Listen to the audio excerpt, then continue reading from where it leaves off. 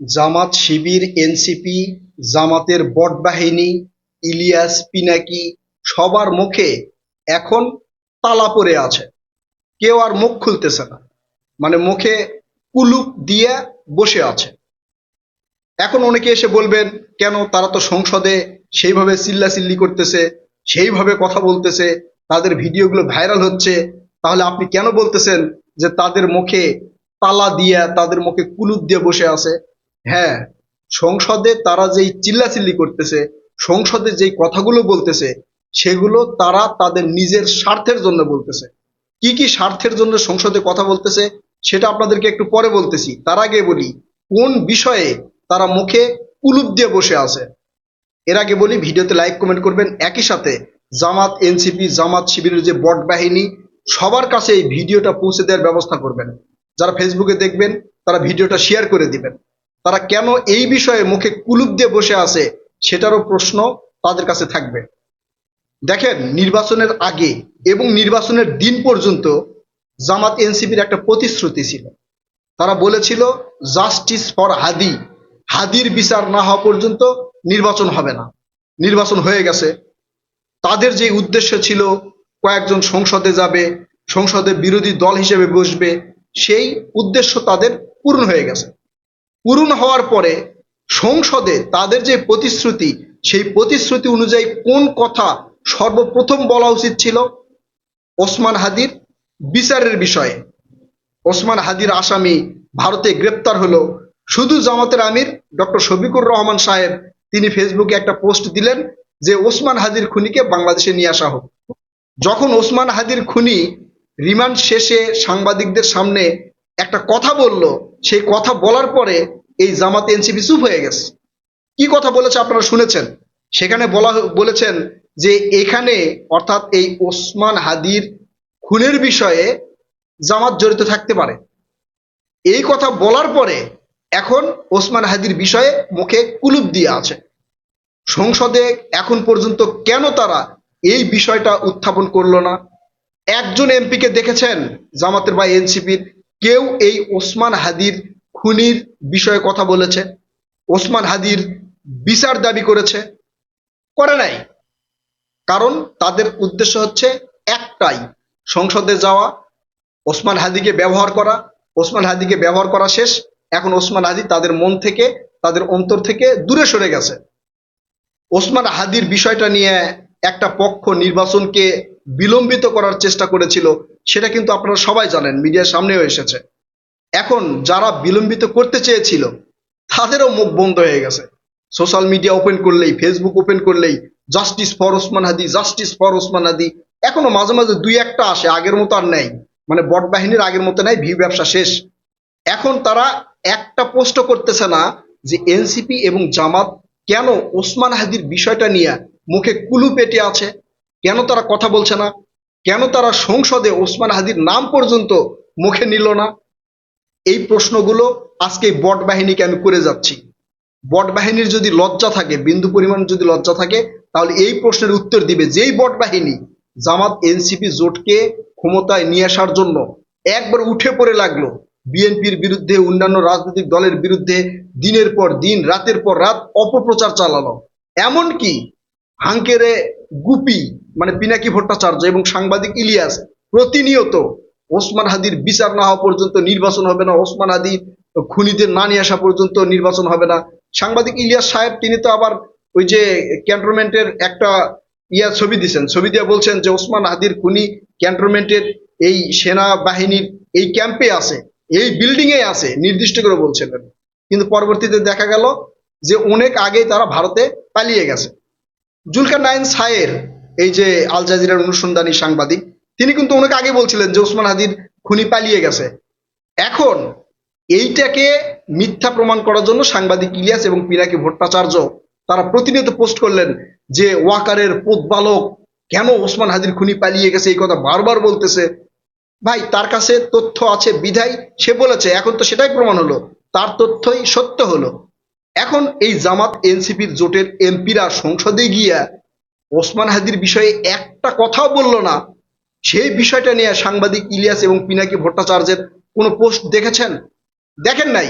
শুধু একজন ব্যক্তি পোস্ট করেছে, যিনি পোস্ট করেছে তার নাম হচ্ছে নাসির উদ্দিন পাটোয়ারি। তিনি লিখেছেন যে সংসদে এখন পর্যন্ত কেউ ওসমান হাদির খুনির বিষয়ে কোনো কথা বলল না, কোনো কথা বলে নাই কেন, এই প্রশ্ন আপনি কাকে বলতেছেন? এই যে আমাদের নাসিরউদ্দিন পাটোয়ারি সাহেব, আপনি এনসিপির এমপিদের বলতে পারতেছেন না? আপনি জামাতের এমপিদের এই প্রশ্ন ছুড়ে দিতে পারতেছেন না যে আপনারা কেন বললেন না? আপনিও যদি নির্বাচিত হতেন তাহলে আপনিও বলতেন বলে আমার মনে হয় না, কারণ কেউ তো বলে নাই। ওসমান হাদিকে যখন খুন করা হলো, তারপরেই এই যে হাসনাত আবদুল্লাহর চোখের পানিতে সোশ্যাল মিডিয়া একবার ধুয়ে গেল, ভাইরাল হয়ে গেল, সেই হাসনাত আবদুল্লাহ পর্যন্ত এই ওসমান হাদির বিষয়ে সংসদে একটা কথাও বলে নাই। চিন্তা করেন, এরা ওসমান হাদিকে যতটুকু প্রয়োজন ছিল ততটুকুই তারা ব্যবহার করেছে। ওসমান হাদি সেখান থেকে সরে গিয়ে কাদের লাভ হয়েছে এই বিষয় নিয়ে আমি ভিডিও করেছি, আপনারা দেখে আসেন। তো এখন এইসব বিষয় নিয়ে, মানে ওসমান হাদির বিষয় নিয়ে এরা মুখ বন্ধ করে আছে, কিন্তু কোন বিষয় নিয়ে এরা মুখ চালু রাখছে জানেন? জুলাই সনদ বাস্তবায়ন নিয়ে, গণভোট বাস্তবায়ন নিয়ে মুখ চালু রাখছে। কেন? এর উত্তর আপনারা একটু চিন্তা ভাবনা করলেই পাবেন। গণভোটে যেই বিষয়টা উল্লেখ করা আছে তার মধ্যে একটা বিষয় হচ্ছে সংসদ হবে দ্বিকক্ষ বিশিষ্ট। সেই দ্বিকক্ষ বিশিষ্টের যে উচ্চ কক্ষ থাকবে, সেই উচ্চ কক্ষে এমপি দিতে পারবেন, মানে ওখানকার সদস্য দিতে পারবেন ভোটের পার্সেন্টেজ অনুযায়ী। জামাত এনসিপি জোট মোটামুটি 34 না 38% ভোট পেয়েছে, তো সেই সূত্রে এরা ওখানে অনেকগুলো এমপি দিতে পারবে। আবার এই যে খেলাফত মজলিস যারা আছে, মামুনুল হকের যে দল, সেই দলেরও দুই একটা এমপি যাবে, এনসিপির আরো এমপিরা যাবে।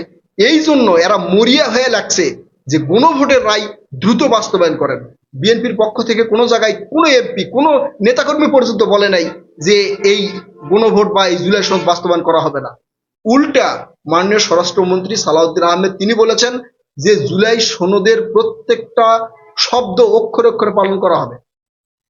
কিন্তু জামাত এনসিপি জোট তার কথায় কর্ণপাত না কইরা দ্রুত বাস্তবায়ন করেন, দ্রুত বাস্তবায়ন করেন। কারণ দ্রুত বাস্তবায়ন করলে সংসদে উচ্চ কক্ষ হবে, তখন আরো মানে কিছু সদস্য সেখানে দিতে পারবেন, এমপি পদমর্যাদা পাবেন, ঠিক আছে না? কেউ কেউ আবার প্রতিমন্ত্রী পদমর্যাদা পাইতে পারেন। এই জন্য দ্রুত ওটা বাস্তবায়ন করেন। কিন্তু নির্বাচনে যে প্রতিশ্রুতি তারা দিয়েছিল, নির্বাচনে যে অঙ্গীকারগুলো তারা করেছিল, একটারও বাস্তবায়ন দেখবেন, একটারও না। এই যে বাংলাদেশের তেল সংকট একটা সিন্ডিকেটের মাধ্যমে শুরু হতে যাচ্ছিল, কোনোভাবে বিএনপি ট্যাকেল দিতে পেরেছে আলহামদুলিল্লাহ। এই সংকট থেকে কিভাবে উত্তরণ করা যায়, কোন জায়গা থেকে জ্বালানি নিয়ে আসা যায় এবং দ্রুত কিভাবে নিয়ে আসা যায়, এই বিষয়ে কোনো কথা নাই। শুধু একটাই কথা, পুরা সংসদে দেখবেন একটাই কথা, গণভোট, গণভোট বাস্তবায়ন, গণভোট বাস্তবায়ন। আমরা এই করেছি, আপনারা 17 বছরে কিছু করতে পারেন নাই।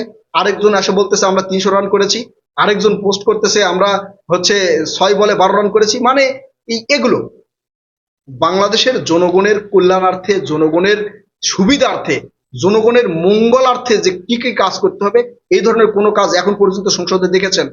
বিএনপি যেগুলো প্রতিশ্রুতি দিয়েছিল, ফ্যামিলি কার্ড, কৃষি কার্ড, তারপরে খাল খনন, এছাড়াও হচ্ছে বৃক্ষরোপণ, এগুলো কার্যক্রম চালিয়ে যাচ্ছে। এইদিকে আবার মানে জ্বালানি সংকট, সেগুলো প্রক্রিয়া চালিয়ে যাচ্ছে। কিভাবে বাংলাদেশকে উন্নতির দিকে নিয়ে যাওয়া যায় সেই প্রক্রিয়া চালাচ্ছে। এই প্রক্রিয়া যাতে দ্রুত হয় সেই বিষয়ে কোনো জামাত শিবির এমপির কোনো কথা নাই। তাদের একটাই কথা, গণভোট বাস্তবায়ন করেন, তার মানে সংসদে বা দুইটা দ্বিকক্ষ বিশিষ্ট পার্লামেন্ট হবে, উচ্চকক্ষ হবে, সেখানে এমপি দিতে পারবে, তখন তাদের সদস্য বাড়বে। এই জন্যই তারা এইটা নিয়ে পড়ে আছে। মানে দ্রুত করেন, যদিও ওখানে 6 মাসের সময় দেওয়া আছে, 180 দিন, কিন্তু তারা 180 দিন না, 180 ঘন্টায় সেটা করে ফেলেন, কারণ তাদের লাভ হবে। এরা হচ্ছে মানে ওই যে অনেকেই বলে না, যাক আমি এটা বলবো না, অনেকে মুনাফিক টুনাফিক বলে, আমি এটা বলবো না, কারণ এটা বললে আল্লাহ তাআলা আবার, মানে এটা আমি ইসলাম বিষয়ে অত জানি না, এই জন্য বললাম না। কিন্তু এদের আচরণটা অনেকটাই ওই রকমের মতো মনে হচ্ছে। আল্লাহ তাআলা মাফ করুক, ভবিষ্যতে আমি জানি না, আমি তাদের কাছেও মাফ চাচ্ছি, এটা সত্য না মিথ্যা, কারণ আমি তাদেরকে কখনো গালি দিয়ে কথা বলার চেষ্টা করি না। কিন্তু তাদের আচার ব্যবহার এটাই প্রমাণ করে। অন্তত ওসমান হাদির বিষয়টা নিয়ে তাদের কথা বলা উচিত ছিল। সেটা বিএনপির পক্ষ থেকেই বলা হচ্ছে যে আসামিদেরকে ফেরত নিয়ে আসার প্রক্রিয়া চলছে, কিন্তু সংসদে কোনো এমপি মন্ত্রী এই বিষয় নিয়ে কথা বলে নাই, এই বিষয় নিয়ে একটা কথাও টু শব্দও করে নাই। হাসান আব্দুল্লাহ কিছু কার্যকরী কথাবার্তা বলেছে, যেমন ওই রাস্তাঘাট, তাও নিজের এলাকার জন্য। আর আরেকটা কথা বলছে যে শিক্ষা ব্যবস্থায় যেটা লটারির মাধ্যমে করা হতো, সেটা এখন লটারির মাধ্যমে না করে আপনার হচ্ছে পরীক্ষার মাধ্যমে করা হোক, সেই বিষয়টা বলছে। এই বিষয়টা আমার ভালো লেগেছে। কিন্তু অন্যান্য যত কথা আছে সব কথা নিজেদের স্বার্থের জন্য করেছে, জনগণের স্বার্থে না। একটা বাজেট পাবে, সেই বাজেট থেকে কিছু ইনকাম হবে, বোঝেন নাই? নিজ এলাকার রাস্তাঘাট নদী খননের কিছু বাজেট পাবে, সেগুলো থেকে কিছু ইনকাম হবে, এই জন্য এই কথাগুলো তারা তুলতেছে। কিন্তু তারা যে প্রতিশ্রুতি দিয়েছিল, নির্বাচনী প্রতিশ্রুতি, সেই প্রতিশ্রুতির মধ্যে সেই প্রতিশ্রুতির কোনো কিছু বাস্তবায়ন করে নাই। তাদের নির্বাচনী যে ইশতেহার দিয়েছিল, সেই ইশতেহারের ভিতরে যতগুলো ছবি ছিল তার বেশিরভাগই ছিল ইন্ডিয়ার। আমি সেই ভিডিও তো করেছি। এখন আপনারা চিন্তা করেন যে এরা ক্ষমতায় গেলে কি কি করতো। আমি বারবার একটা বিষয়ে বলেছি যে জামাতে এনসিপি জোট যদি ক্ষমতায় যেত, তাহলে জনগণের যে আশা আকাঙ্ক্ষা বা প্রত্যাশা ছিল, এটা কখনোই পূর্ণ হতো না। কারণ তাদের মন মানসিকতার ভিতরেই এইটা নাই। সেইটা যদি থাকতো, বিরোধী দল হিসাবে অনেক কিছু করার থাকে। বিরোধী দল সরকারকে সোজা করে রাখার একটা দল। কিন্তু বাংলাদেশের যে বিরোধী দল আমরা দেখতেছি, এই বিরোধী দল হচ্ছে নিজেদের স্বার্থের জন্য একটা দল। আপনারা চিন্তা করেন বিষয়টা, সংসদে যেগুলো আলোচনা হয়েছে এগুলো আপনারা আবার রিপিট শোনেন, শুনে আমার কথাগুলো সত্য না মিথ্যা যাচাই করেন। প্রিয় কলিজার ভাই বোনেরা, এই সংসদ এবং সামগ্রিক বিষয়, এনসিপির এমপি মন্ত্রীদের কথাবার্তা বিষয় নিয়ে আপনারা কি মনে করছেন? আপনারা আপনাদের মূল্যবান মতামত কমেন্ট করে জানাবেন। কথা হবে নতুন কোনো ভিডিওতে। ততক্ষণ পর্যন্ত ভালো থাকবেন ইনশাআল্লাহ। আল্লাহ হাফেজ।